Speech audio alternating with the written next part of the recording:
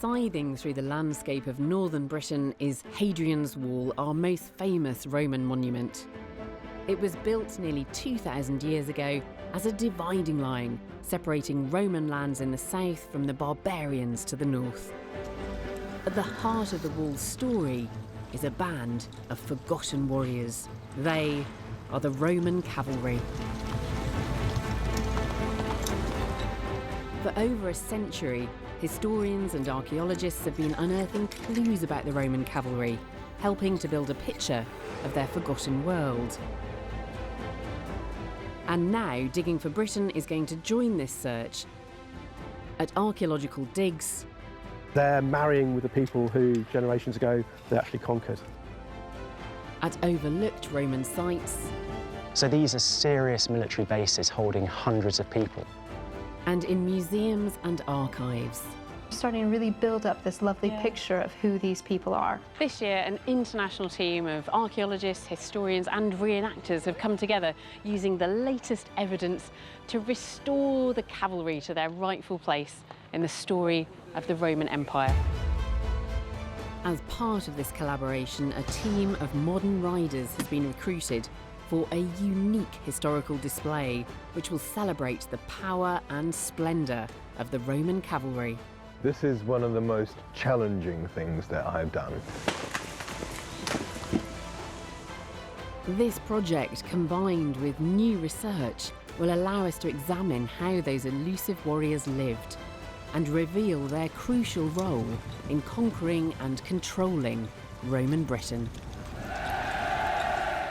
Each new piece of information comes together to help us tell the forgotten story of Rome's secret weapon, its cavalry.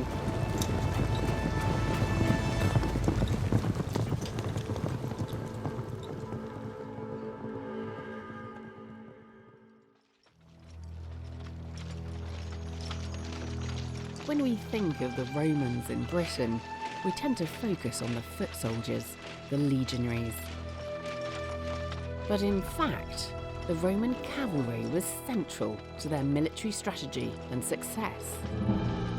But these elite warriors have vanished from the public imagination. Even in the Roman era, it was the foot soldiers, the legionaries, who hogged the limelight. But the Roman cavalry were at the heart of some of Rome's greatest victories, and they were key to running and defending that vast empire. The cavalry were far fewer in number than the infantry, but vital in conquering and controlling Rome's sprawling empire. But everything we know about them has to be pieced together from small clues found in ancient literature or unearthed at archaeological digs.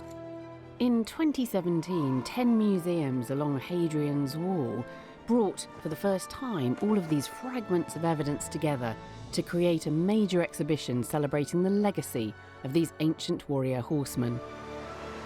The climax of this project, a live cavalry reenactment involving 30 modern riders. They're attempting to stage a Roman cavalry tournament, a test of skill and bravery, which no one has seen for over 1,600 years. They're drawing on history, on painstakingly translated ancient documents, as well as the latest archaeological revelations in order to bring to life one of the most dazzling spectacles of the Roman world. And it's providing the academics with a unique opportunity to discover something new. By putting their theories into practice, they hope to find out how the cavalry rode, how their kit was worn and actually worked, and what battle tactics they might have brought with them to Britain. This experimental archaeology takes us out of the realm of guesswork and moves us into an area where we can start to make some reasonable estimates as to what's possible. It doesn't give us the answer, but it's every bit as valid as field work.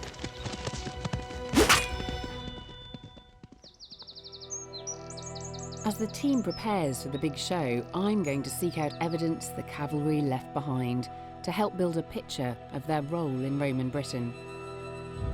My journey begins in Northumberland, on Hadrian's Wall itself.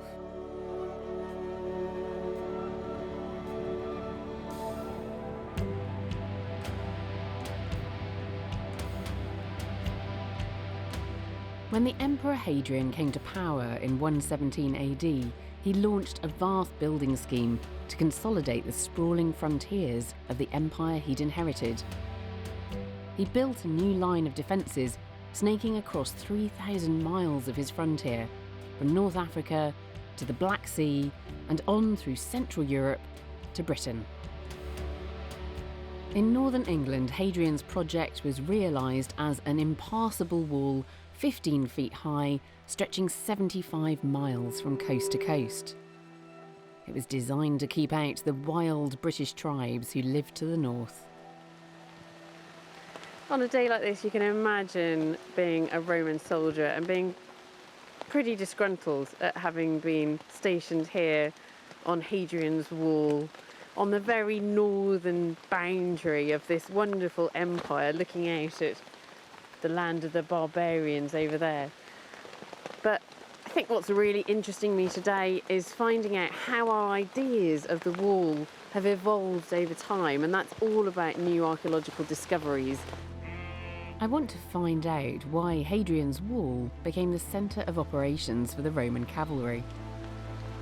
To get some answers, I'm meeting one of the leading experts on how Hadrian's Wall worked, Matt Simmons.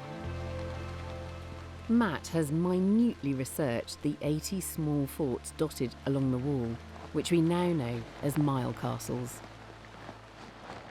This is a building attached to the wall then, Matt. What is it? It is. It's a building known as a mile castle, and this particular one is Mile Castle 37. So if this is a mile castle, does that mean there were actually small forts like this every mile along Hadrian's Wall? Essentially, yes. There is a small amount of leeway allowed, but it is an incredibly regimented and ordered system. And it is a radical departure from what the Roman army was doing before. These mile castles saw the Roman army rip up its traditional approach to defence, which had been based on temporary wooden forts. Here in northern England, they built a continuous line of permanent stone forts, all linked by this defensive wall.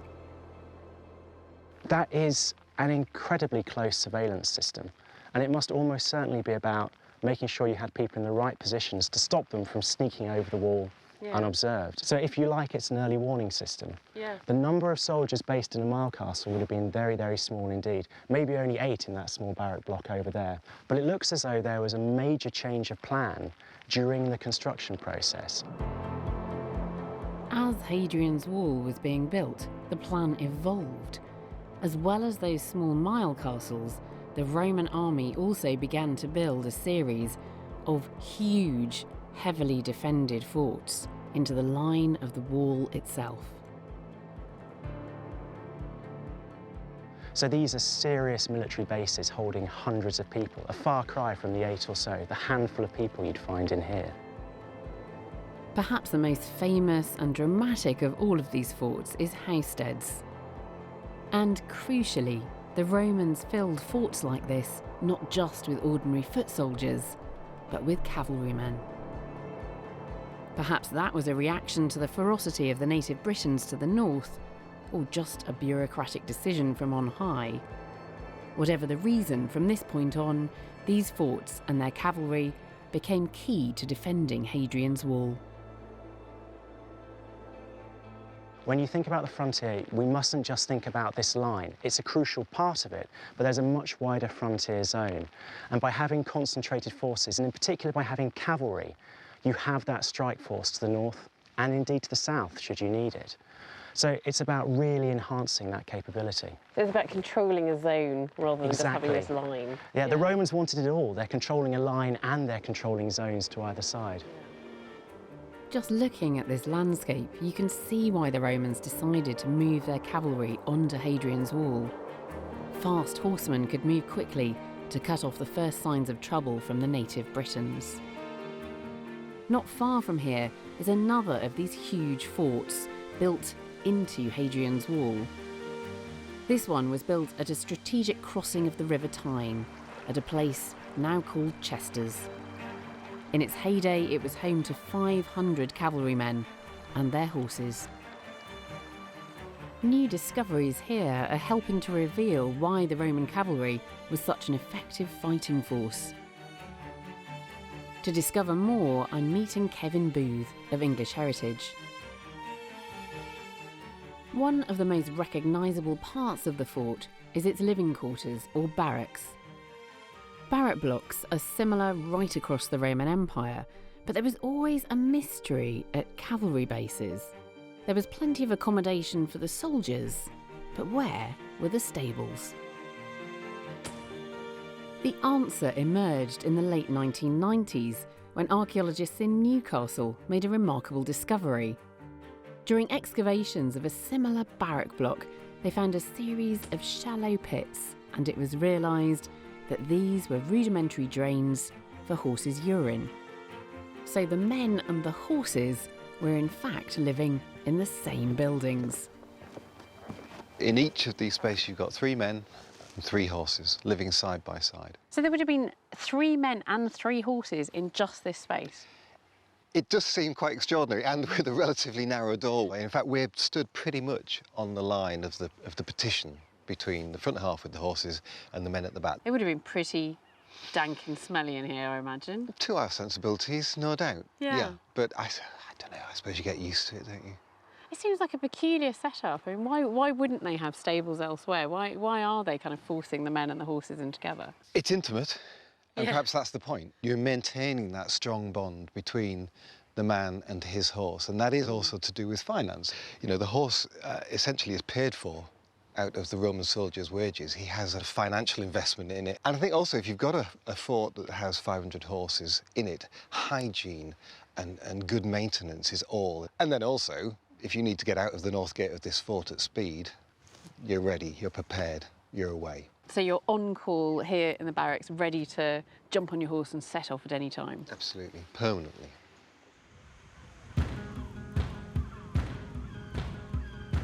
These men must have had a uniquely close relationship with their horses, which is hard for us to understand. They lived side by side and fought together. To try to understand how the Roman cavalry rode and fought on horseback, I'm meeting the leader of the modern riding troupe, Alan Larson. Who's this? This is Finbar, and Finbar has the distinction in the Terma show of being the mount of the Emperor Hadrian. Oh, really? And he's got the most magnificent set of recreated 2nd century saddlery on Alice. Hello, Finbar. And an amazing saddle. I mean, this saddle looks completely different from modern saddles. Although it's not the most comfortable of saddles, it does the job brilliantly. And so how do you know what Roman saddles would have been like? We owe a great debt to a wonderful man called Dr. Peter Connolly, who reconstructed the Roman saddles from the cover, the outer leather cover, which was found preserved in a bog during a dig at a Roman cavalry camp. He had the genius moment of realizing that if you put a frame inside it, it could function perfectly well. And I noticed that Finbar hasn't got any stirrups. No. So is that normal for Roman riding? Roman cavalry saddles do not have stirrups. They didn't need them, essentially. They were so well wedged into the saddle with these 4 horns that they were able to do everything that a modern rider can do. And what about the horses themselves, Alan? What would they have been like? Were they very different to modern horses? Yeah, the Roman cavalry horses were small by our standards. Finbar is 15 hands, and that's as big as Roman cavalry horses got. So were they choosing to have small horses, or was that just all that was available? No, that was all that was available. The majority of them are what we'd call ponies. But the good news about that is that a sure-footed, sturdy little pony can carry you for miles and miles, days and days, up and down hills, in country that a bigger, more finely bred horse would begin to falter.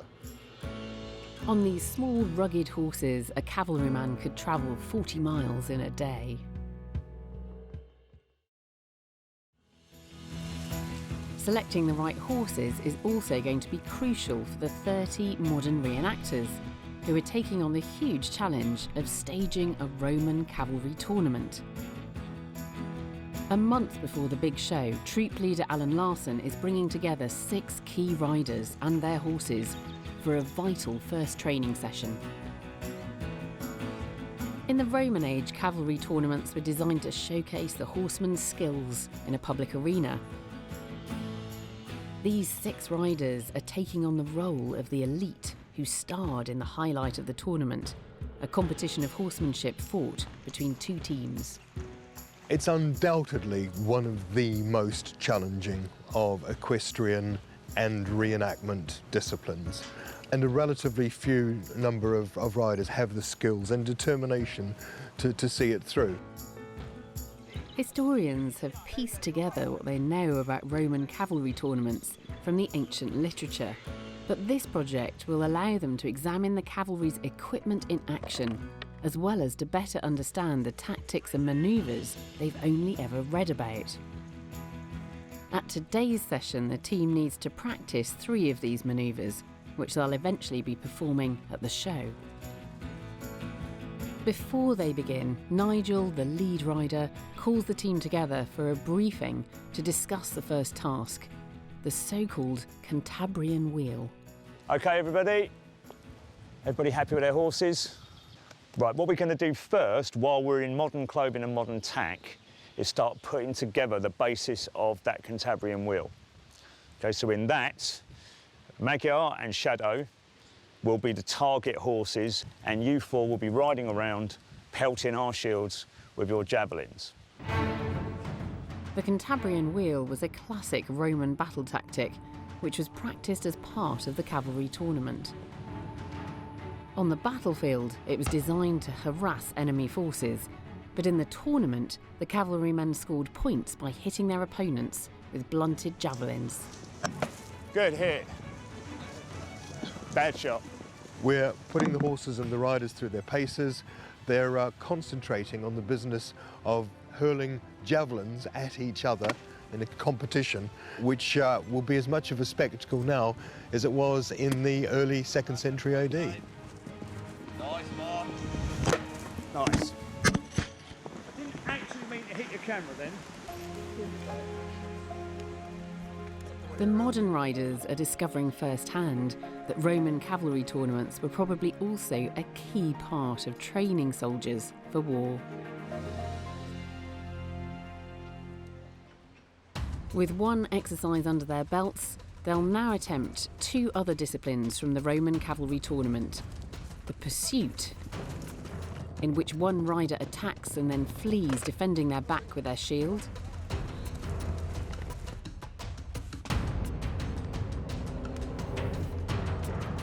And the charge, which is like a medieval joust, where 2 riders meet in a clash of javelins at speed.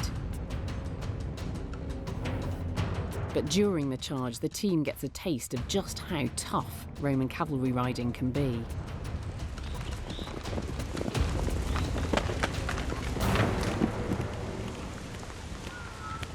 Guys, Lucy's off. Lucy's off. Okay.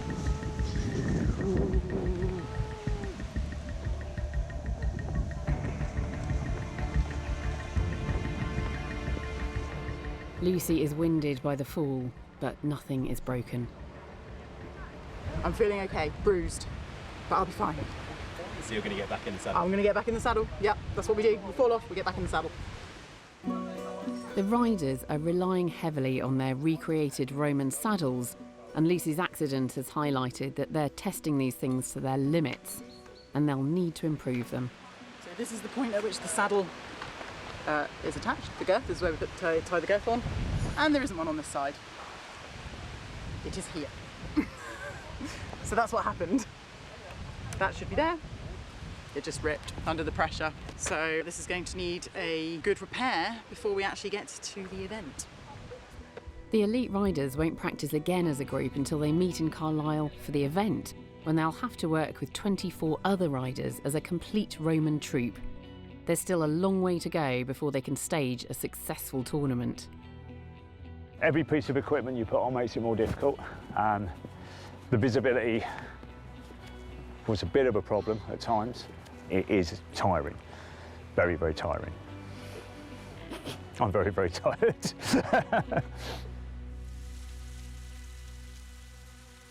From ancient records, we know that there would have been around 10,000 cavalrymen in Britain at any one time.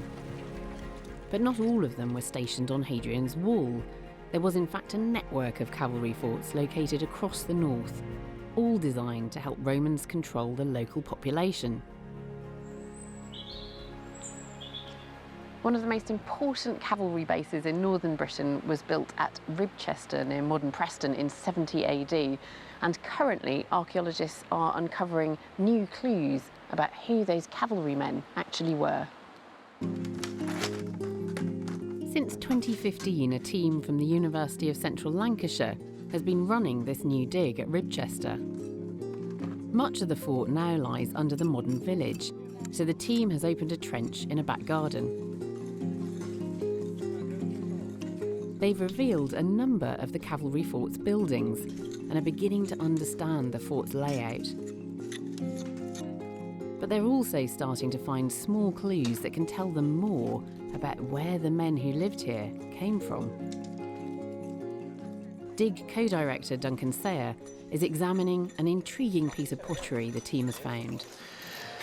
Under this bucket, we have a vaulting tube. This would have been a much larger object that comes around out here somewhere, has a tube on one end, and then it has a socket on the other. And you can see on this here, it just has slightly more of a curve on this side than it does on this side. And so when you put lots and lots and lots and lots of those together, then it creates an arch. What's quite nice about this is these things are seen only in North Africa and at Chester's Roman fort.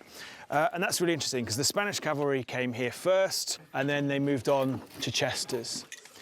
And so somewhere there would be these gently domed buildings, which is, I think, quite nice and would have looked really quite exotic and even out of place in rural Lancashire. This fort was first manned by a Spanish cavalry regiment who must have brought this exotic architecture with them. Cavalrymen were recruited from conquered tribes across the Roman Empire, from places like France, Spain, the Netherlands, Eastern Europe, Syria and North Africa. But as well as finding clues about who these men were, the team is also finding incredible personal artefacts that give us a glimpse into daily life here. While they take a break, Duncan Sayer is meeting find specialist Justine Biddle to examine some of the most recently discovered objects. What is this, Justine? So this is what's known as a terret ring that would be part of our horse's bridle fitting. OK, so where would that fit around the It would go head? on the cheek. That's all there? Yeah, exactly Okay, there. okay. And you'd have one part of the reins would be going, or one part of the harness would be going back towards the head and holding the harness in position. That's really interesting. So it really gives us Yeah. that evidence of ridden horses. No, absolutely. In Ribchester, which is what you'd expect, isn't it? Yeah, no, exactly. And then one of the best pieces of dating evidence on a Roman site is just that you expect to find loads of coins, especially in military sites. It's a silver denarius of the Emperor Vespasian. There he is. It's got a dolphin and an anchor on the reverse side of it, and that was minted between 79 and 89 AD. Probably comes over and is lost from the pocket or from the pouch of a Roman cavalry soldier. Yeah, almost certainly. He'd have been a bit annoyed about losing that. He would have been really cross about losing that. That's quite a lot of money that's just fallen into the ditch. But it's not only digs that can reveal new information about who the cavalrymen were, and sometimes these clues can be found in the most unexpected places. This is Hexham Abbey. The original church here was one of the oldest in Britain, but I'm after something even more ancient, and that's one of the most striking traces that we have of the Roman cavalry.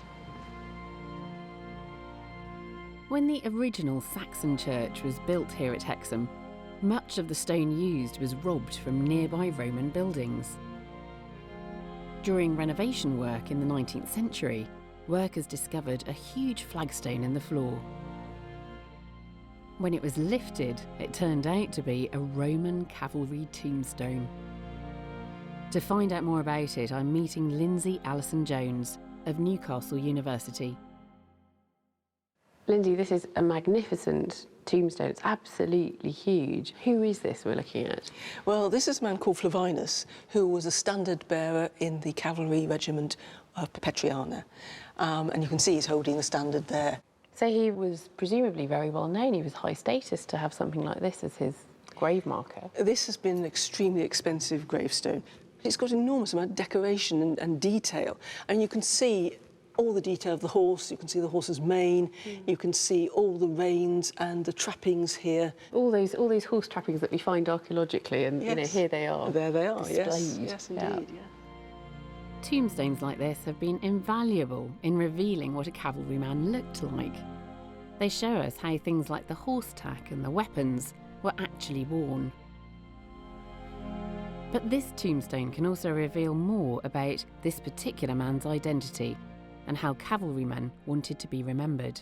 He's shown in heroic pose, galloping away, but poor old barbarian he's slain is not in heroic pose. He's being booted up the backside, but he's still hanging onto his sword and fighting back to the end. But being trampled underfoot. Absolutely, yes. Yeah. So what do we know about this man, other than that he's obviously in the cavalry?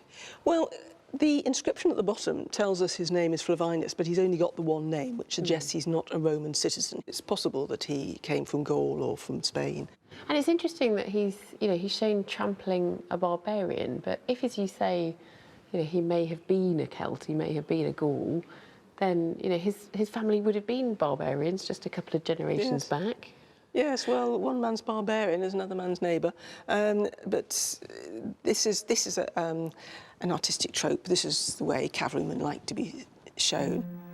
Wherever they came from, once these men were part of the Roman army, they seem to have embraced their new roles wholeheartedly. The impression this tombstone gives is that he may have been from a noble family. And if you were a young man with heroic bent who was keen on horses, then becoming a cavalryman in the Roman army was the best way to really live your life in the way you wanted to. There is an element of if you can't beat them, join them, isn't there? Oh, yes, I think so, yes. Yeah. Yes. And, of course, he would have been very well paid as well, Yeah. able to afford all this bling. The cavalrymen were the elite of the Roman army, and this status drew young men from across the Roman Empire, even from conquered peoples, into their ranks. And now, having seen cavalry kit depicted on a tombstone and pieces recovered archaeologically, I want to see what they looked like on the men and their horses in the flesh. And to do that, I'm joining Nigel, who'll be leading the elite riders in the show, and who's also an amateur historian of cavalry. Nigel, you've got some of the kit ready here. Talk me through it. Well, let's start with the first piece of protection. The important thing is the mail. And like most things Roman, it's not Roman. So it's been adopted from the Gallic tribes. Can I see how heavy that is? Oh, okay. Yeah. I haven't weighed it, but I think it's around 11, 12 kilos. It must be at least that. God, that's a huge weight to be carrying around before you start to load up with all the weapons themselves. Absolutely, yeah. But I mean, once it's on your body and the load is spread, you don't notice it as much. Yeah. Okay, so you're wearing 12 kilos worth of chainmail, and then you're carrying a shield as well. So that looks which equally pretty heavy. is quite heavy. A bit of that. Yeah. So you wear that. Oh, how do you wear that? This on? We are using these two straps. These are not correct. Yeah. Okay, no evidence for strapping like that, but because we're using modern horses and riding in a modern style, we've got to compromise. Yeah. Our best guess from all of the evidence is that actually they are holding the shield in a centre grip. Oh, right. With the reins in the same hand. Part of the problem you're getting as well is that weight means that you are always unbalanced on the horse. And what we're starting to find after a couple of days is that we're all getting a lot of pressure on the right side of our groin, and that's because we're counterbalancing that weight by putting more pressure on the right side of the horse. Yeah. So we're tiring our right leg more than our left leg.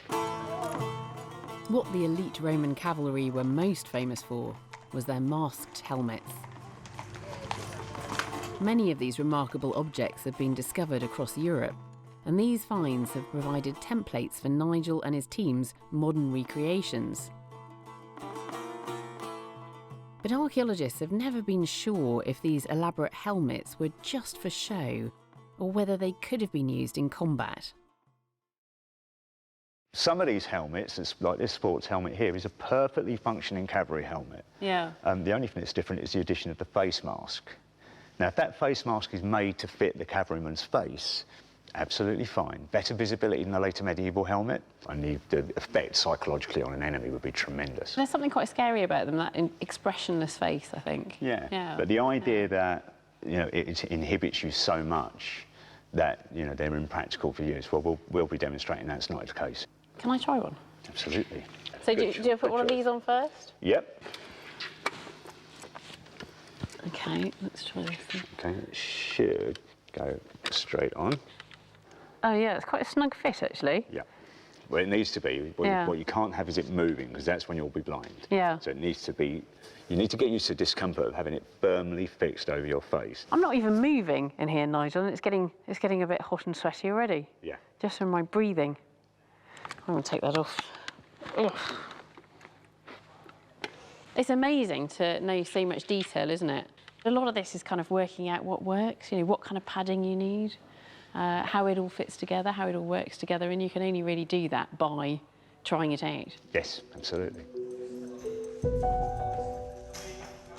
I'm really looking forward to the term of this afternoon, but I've already started to learn a lot more about the Roman cavalry from talking to the archaeologists and about how important this experimental archaeology is when suddenly all of their research gets tested, gets put into practice. How does it feel and how does it work to put on all of that armour, all of that kit, get on a horse and ride out into battle? What made the elite Roman cavalry such feared warriors wasn't just access to the best kit available, but a gruelling training regime. But the modern riders who are putting on the cavalry tournament have to cram their Roman cavalry training into just one session the day before the performance. For the first time, all 30 horses and riders are in one place. They need to gel as a unit and perfect a difficult manoeuvre that's a key part of the show. This is one of the most challenging things that I've done. Technically, it's hugely difficult, bringing together this number of horses and riders for the first time to try and do justice to what was an elite military force. All riders, please! When we go out next, we're going to go out as we are. We're going to go out with shields and with spears. We're going to do some basic drill with the whole terma together. So we're going to make our way down. We're going to come into the arena in files, a blue file and a red file. I'm then going to take us through some basic drill around the arena, which, as you know, is the basis of the show this afternoon. My primary concern is always got to be the horses and keeping them happy and healthy. You've also got to be aware of how hard you can push men to achieve the result. Morale is crucial. Based on ancient literature, it's thought that a terma, the Latin for troop, was made up of 30 horsemen. The key thing to perfect in the rehearsal is a wheeled, where the whole terma will ride around the arena in 2 ranks, at a trot and then at a canter. It's a complex and difficult manoeuvre to choreograph.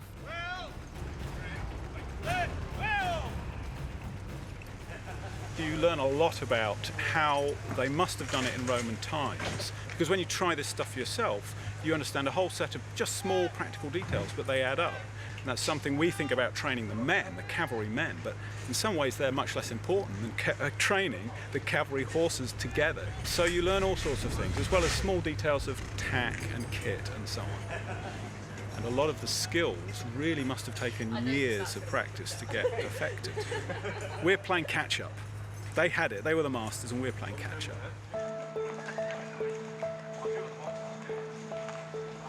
Both looking forward to it and a bit nervous about it. I think this is the most nervous I've been about a reenactment. I do so many of them each year, but this one seems to be a higher stakes, and we have more to prove or more that can go wrong.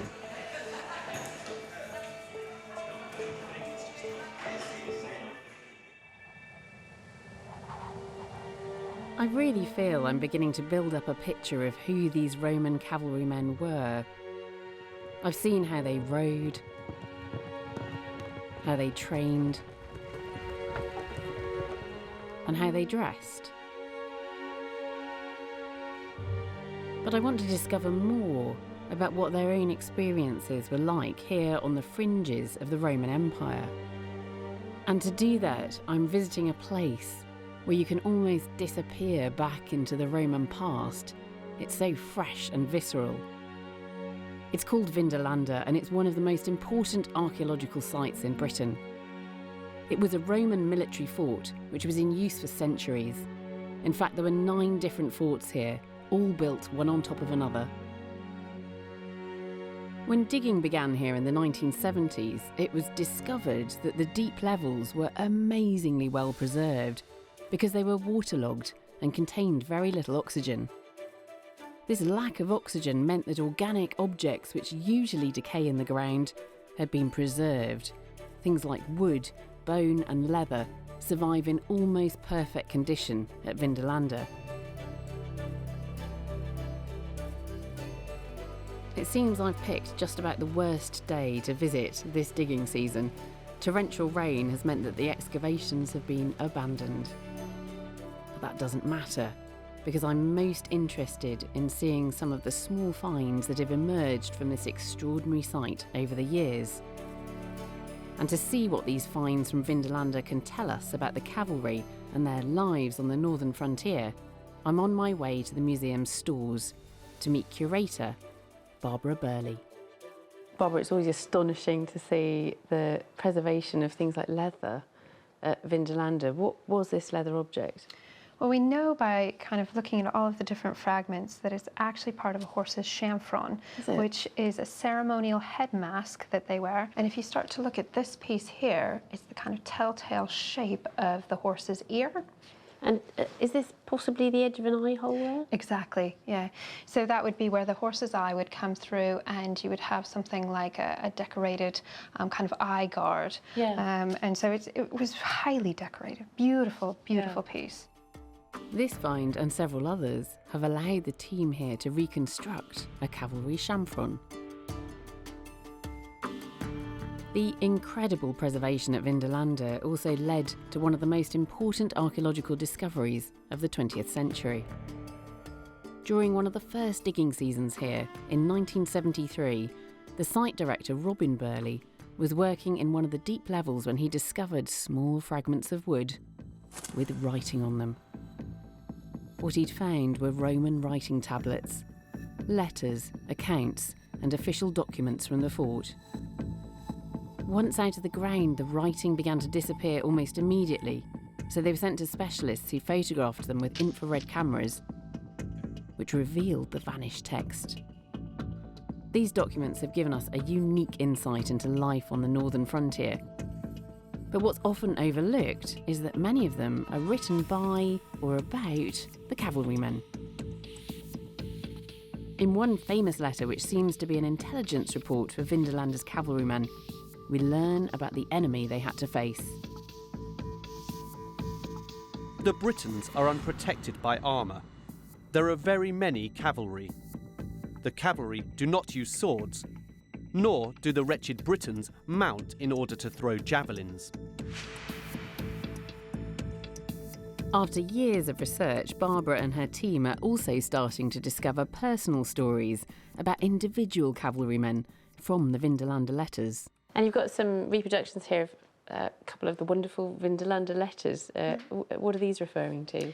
Well, the letters and the writing tablets give us such a good idea of the actual people here. Both of these are accounts, and they talk about a single individual. His name is Tagamas, and he's from the Vardulian cavalry, and his name is just across here. It's difficult to make out, It isn't is it? very Yeah. difficult. But the interesting thing about this particular letter is it says Tagamas's companion. Now, if that was a man, you would just put his name. So the idea is that it was his common law wife, because at this period on the site, they weren't allowed to marry. This one here, again, talks about Tagamas, and he's right here. And he's a vexillarius, which means that he is the standard bearer for the Varduli cavalry. Yeah. And here he's purchasing lances, common cavalry equipment, so it's not hugely surprising. But his story goes further, because not only do we have him in the tablets, but we also have him on this amphora handle. So you can just see Tagamas. Tagamas. Whatever was in here, and we think it was olive stewed in wine, he didn't trust his fellow officers because he had to write his name on his precious imported food. Yeah. So you start to build up these pictures that he was married, that he, he has his friends and what he's ordering and what he's doing. Also that he likes his food. He's got enough money to import food that normally grow in Northumberland. So you're starting to really build up this lovely picture of who these people are. I've been trying to get a better picture of the Roman cavalry, and it's here at Vindolanda that I feel that it's finally coming into focus, that we have this wonderful evidence, written evidence of precisely which troops were garrisoned here. But actually, we're homing right in, and we have the name of this one man who we know is the standard bearer for his troop. For much of the Roman occupation, the cavalry at places like Vindolanda were here to suppress our ancient ancestors. But over the centuries of Roman rule, that relationship evolved, and they began to put down roots. 30 miles south of Hadrian's Wall, at Binchester, County Durham, archaeologists are working at the site of another cavalry fort. And they're finding evidence that it wasn't just cavalrymen living here, but their families too.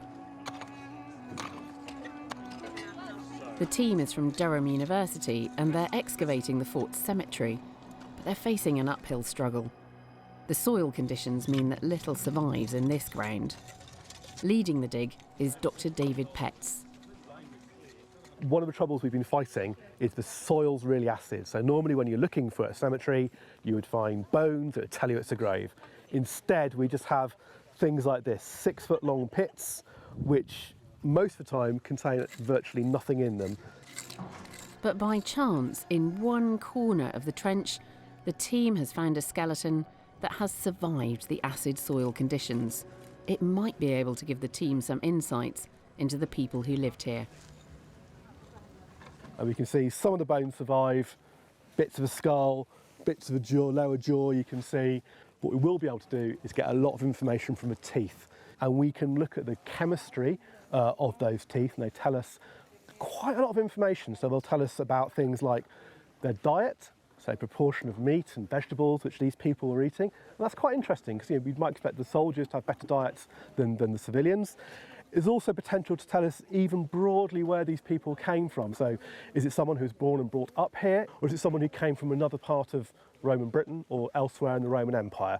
So by looking at the teeth, doing stuff back in the lab, we can draw a remarkable amount of information, even from quite a poorly preserved skeleton like this.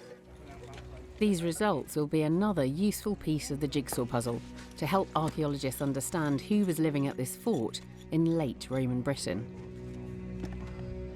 In another area of the site, one of the archaeologists has made a discovery which adds weight to the idea that the fort contained not only the soldiers, but their families. It's a child's grave. So we've now got 2 beads have come out of this little feature. But I think because we're getting this little group of beads, suggests it's a child's grave. Even though no bones have survived here, this pit is most likely to have been a grave, and these beads would have accompanied the child's body. What's clear here is we've got all parts of society, so it's not just for soldiers, but it's their children, because you've got children's graves, it's presumably their wives, because you've got adult graves with female jewellery. A fort like this, it's not just isolated soldiers in the middle of nowhere. They're the people who make the empire bigger and protect it, but they're marrying with the people who generations ago they actually conquered. And it's really lovely to think about how these populations worked.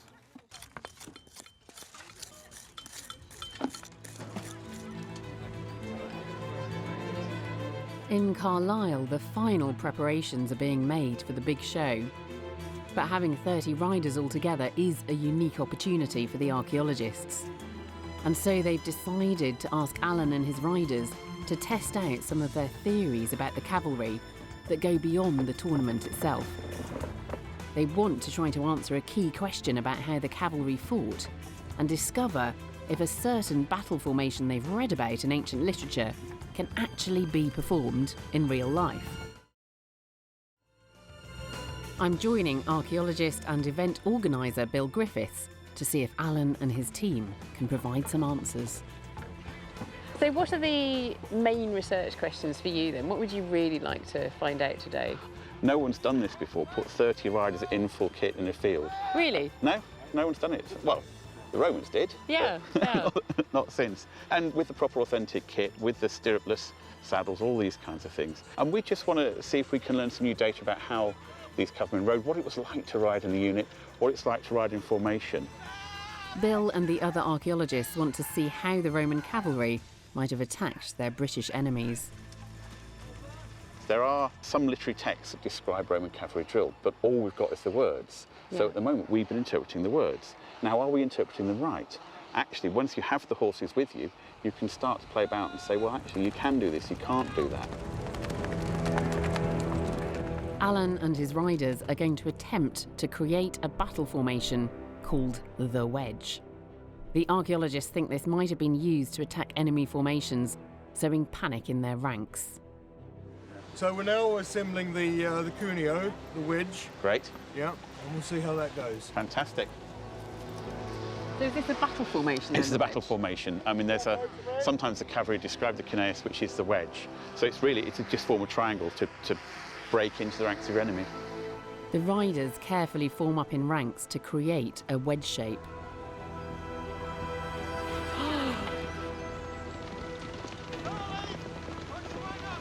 So this is the wedge formation, this is the cuneo cantering. Yeah. And they're holding it together. That's amazing, Bill. Yeah. Just first time they're out and they've done it, nailed it. That's so fantastic. It proves it's possible. Yeah.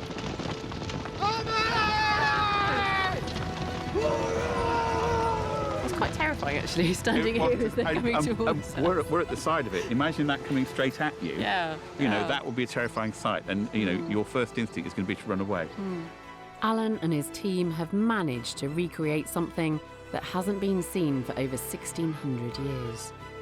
And the academics have been able to prove that it was easily possible for the Roman cavalry to attack their enemies using the cuneus or wedge formation.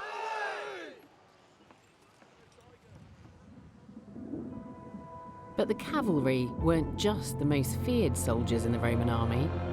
From ancient literature, we also know they were the best paid, outstripping even the citizen soldiers of the legions. To see for myself what their huge pay packets were spent on, I'm back at Chester's Roman fort on Hadrian's Wall. I'm meeting Francis McIntosh of English Heritage, who's been re-examining the archaeological collection at Chester's, which was dug up in the Victorian era. The objects in the museum here really highlight just how wealthy and powerful the Roman cavalry were in Britain. So these objects were excavated more than a century ago? That's right. So John Clayton inherited the big mansion house at Chester's in the 1830s, and he had Chester's Roman fort in his front garden. So he excavated there nearly every year until he died in 1890. So we've got all of these fantastic objects from those excavations, but you've been taking another look at them, haven't you? Scholarship's changed a huge amount in that amount of time. We've learned a lot. There's been a lot more finds which give us different information. So one of the things related to the cavalry that we're able to discover is that these beads here that have always been presumed to be kind of jewellery, we now know from finds they've been strung on harness. So you have made new discoveries by revisiting these old finds? Exactly. Yeah. So even though I wasn't excavating, you know, I was kind of excavating the boxes and finding out new things. It's been really exciting. And these things look as though they would hang down off horses. That's right. So these are some of the pendants that we have. This one's a really nice example because it has the hook pretty much complete And if you see the design there is 2 dolphins. Oh yeah, so that would have been very bright and golden, hanging down off the harness and jingling. Yeah, and glittering, catching the sun. Makes the horsemen look very impressive and sound very impressive when they're advancing. Now this is a beautiful thing. What's that? It is. So this is a decorative element. It's a stud. You need to see it close up to get the real idea of the amazing decoration. It's absolutely gorgeous. It would have been mounted on harness. And imagine the metal is bright and shiny, and it's got this millefiore enamel. So this is glass. That's right. So it's embedded those in it. rods that are twisted together to make the pattern, then stretched and stretched until it's tiny, and then you salami slice it and set it in. Isn't that wonderful? It's absolutely gorgeous. And the other Romans and other people in Britain would appreciate how expensive that was and the work that had gone into that. So it's all about the image and projecting the fact that you're a cavalryman, you're paid more, you can afford to decorate your horse. Oh, they'd looked amazing, wouldn't they? Yeah.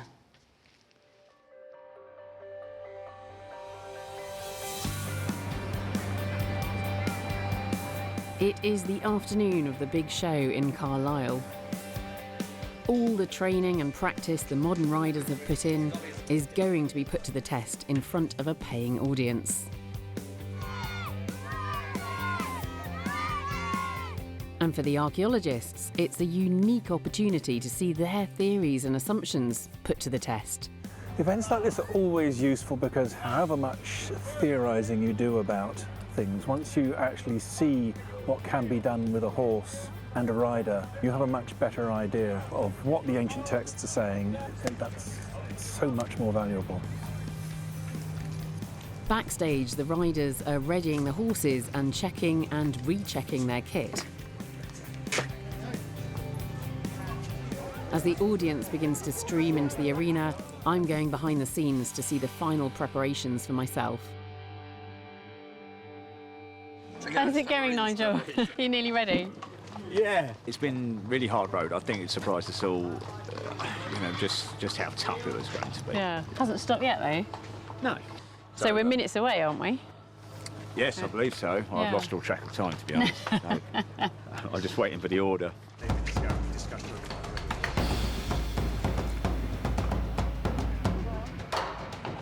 There's an incredible sense of excitement just bubbling under the surface here, and the riders are just about to set off into the arena. I'm going to go in and take my seat.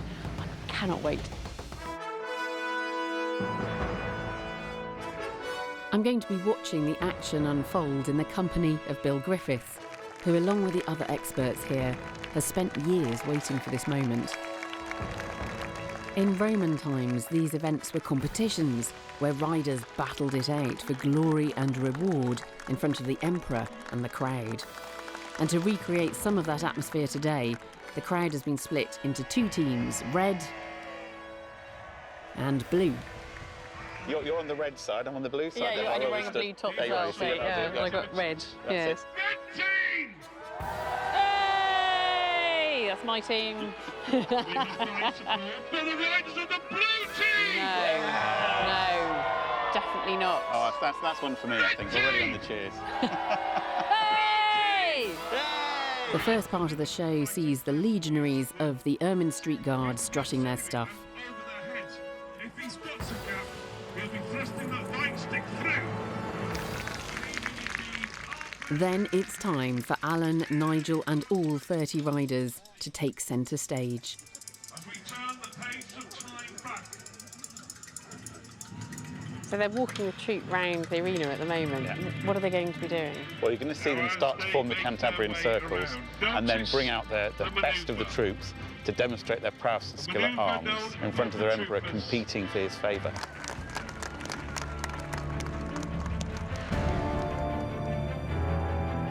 Nigel and the other elite riders take their positions for the first part of the competition. 3 are carrying red shields and 3 are carrying blue shields. They'll try to score points for their team by hitting their opponent's shields with blunted javelins. We should have a bet on this. Are you willing to bet 2 denarii? The first test is the Cantabrian wheel.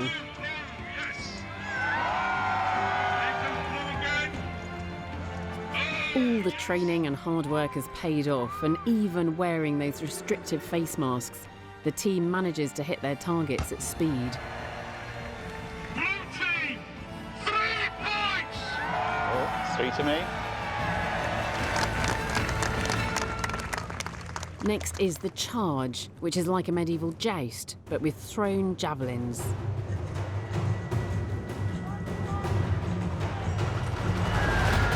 For the red team, 1 point!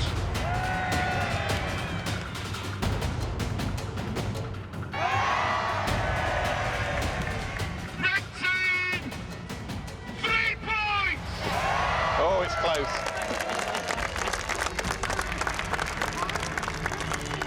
And finally, the pursuit. One rider attacks and then is chased down by the victim.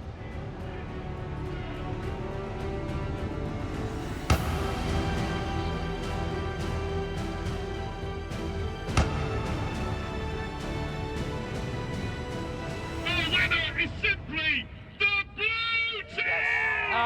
Victory. Oh, well done. It was a fair contest. And as a final send-off to the crowd, the full troop of 30 Roman cavalry riders gallops past in unison. It's an awe-inspiring sight, and a reminder that these tournaments were used to demonstrate Roman power to our ancient ancestors.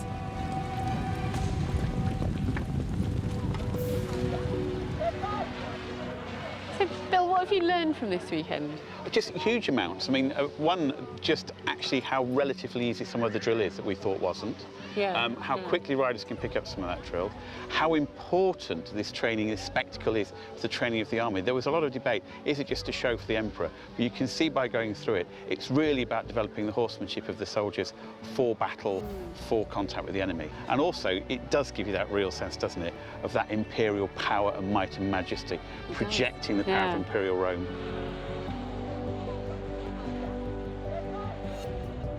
So there's a lot of people sticking around after the show itself and learning more about the Roman era. And what a fantastic way to engage a wide audience with this period in our history. And the archaeologists themselves have learned a lot from this experience. For me, I found it impressive, but I also found it quite intimidating. There was that power of the Roman army brought to life, but it's a symbol of oppression as well. It's a really interesting double-edged sword, I think.